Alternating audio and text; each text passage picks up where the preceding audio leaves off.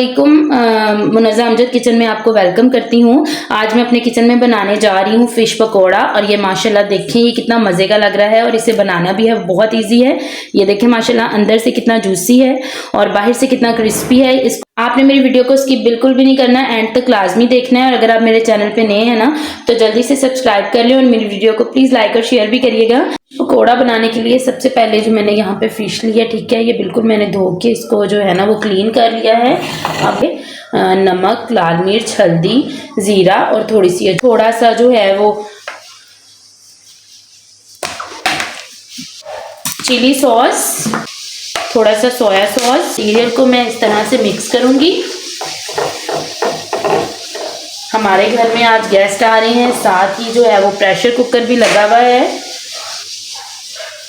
ये देखें जी, इस तरह से सारी फिश मैंने इसमें ऐड करनी है और मसाले को जो है ना वो हाथों की मदद से फिश के ऊपर पोर करना है, ठीक है।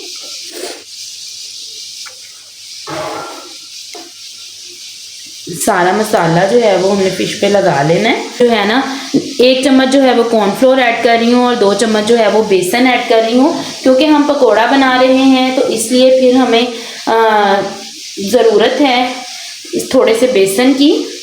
और जो मैं इसमें कॉर्नफ्लोर ऐड कर रही हूँ ना वो इसका इतना क्रिस्पी बनाएगा कि आप सोचेंगे कि इतना मज़ेदार फ्लेवर कहाँ से आ गया, ठीक है। अब मैं इसमें थोड़ा सा पानी ऐड करूँगी ताकि इन सब चीज़ों को जो है ना वो अच्छे से मैं मिक्स कर पाऊँ। ये देखें,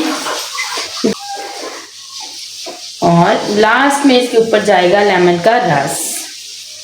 अगर आप सिरका ऐड करना चाह रहे हैं तो आप सिरका भी ऐड कर सकते हैं। ऑयल जो है वो मैंने गरम कर लिया है। ऑयल को आपने ज़्यादा बिल्कुल भी गरम नहीं करना, अभी ऑयल जो है ना वो इतना गरम नहीं है। ये देखिए, तो जो भी आप फिश का पीस ऐड कर रहे हैं उसके ऊपर तिल लगाएं। एक तो इससे खूबसूरती बहुत अच्छी आएगी, दूसरा टेस्ट भी जो है ना वो बहुत ही अच्छा आएगा जी। अब ये अच्छी तरह से फ्राई हुई है, ठीक है, आपको कलर भी नज़र आ रहा है। और सबसे जो इसमें अच्छी बात है ना, आप देखिए मैंने इसके ऊपर जो बेसन लगाया था ना वो कहीं भी जो है वो उतरा नहीं है। उसकी वजह क्या है? उसकी वजह यही है कि मैंने इसमें कॉर्नफ्लोर ऐड किया है, तो मसाले को जो है ना वो कॉर्नफ्लोर ने बहुत अच्छे से जज़ब कर लिया, ठीक है। आपने भी जब भी फिश बनानी है आपने इसी तरह से बनानी है। देखिए इसका पकौड़ा चेक करें, माशाल्लाह कितना अच्छा जो है ना वो रेडी हुआ है।